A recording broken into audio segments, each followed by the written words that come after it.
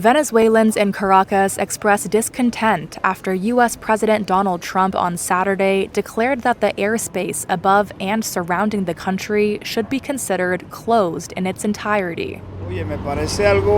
I think it's unfair, says resident Manuel Romero, adding that, quote, Venezuelans are not to blame, but they are the ones who pay the consequences.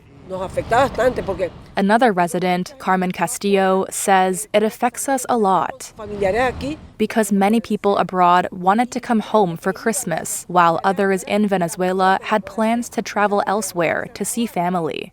Trump announced the closure in a Truth Social post, but gave no further details. Venezuela's government condemned his comments, describing them as a colonialist threat against the country's sovereignty and incompatible with international law.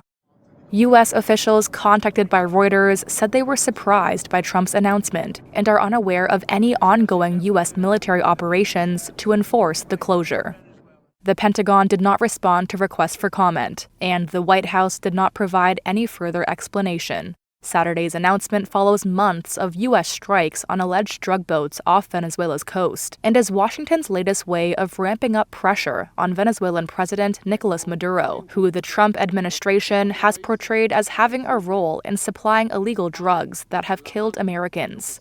Maduro has denied having any links to the illegal drug trade. Reuters has reported that options under U.S. consideration included attempting to overthrow Maduro, and that the U.S. military is poised for a new phase of operations after a massive military buildup in the Caribbean. In Puerto Rico on Saturday, U.S. military aircraft were seen active at the former Roosevelt Roads Naval Base. Trump told military service members earlier this week that the U.S. would very soon begin land operations to stop suspected Venezuelan drug traffickers.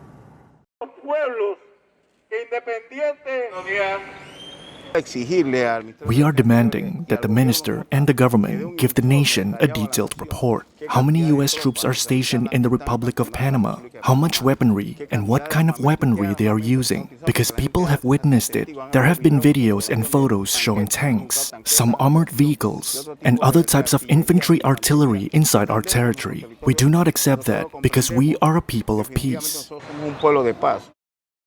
All of you are backbone of America, and you really are the backbone of America's air power. And in recent weeks, you've been working to deter Venezuelan drug traffickers, of which there are many. Of course, there aren't too many coming in by sea anymore, if you probably noticed that. From sending their poisons into the United States, where they kill hundreds of thousands of people a year. But we're going to take care of that situation. We're already doing a lot. We've almost stopped. It's about 85% stopped by sea. You probably noticed that. People aren't wanting to be delivering by sea, and we'll be starting to stop them by land also.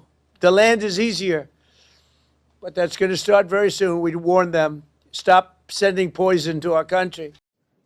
Former Peruvian President Martin Vizcarra was sentenced Wednesday to 14 years in prison for taking bribes before taking office, joining a growing list of ex-leaders jailed for corruption. According to the verdict, Vizcarra accepted bribes equivalent to $676,000 from construction firms.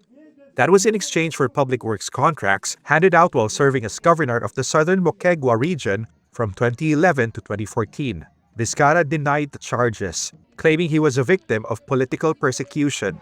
Erwin Sicha, his lawyers, said they would fight the decision. We are going to appeal. We will take all the corresponding legal measures. We will carry out two specific actions. First, request the suspension of the provisional execution of the sentence that the Superior Court will dictate. And at the same time, we will file an appeal against the conviction, which we also consider arbitrary.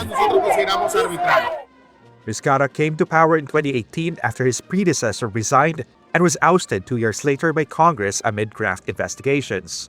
In the 2021 election, he won the most votes of any congressional candidate, but was later banned by Congress from holding public office for 10 years for dissolving the legislature in 2019. Peru has been mired in political turmoil, cycling through 6 presidents since 2018 due to impeachments and resignations often driven by corruption scandals.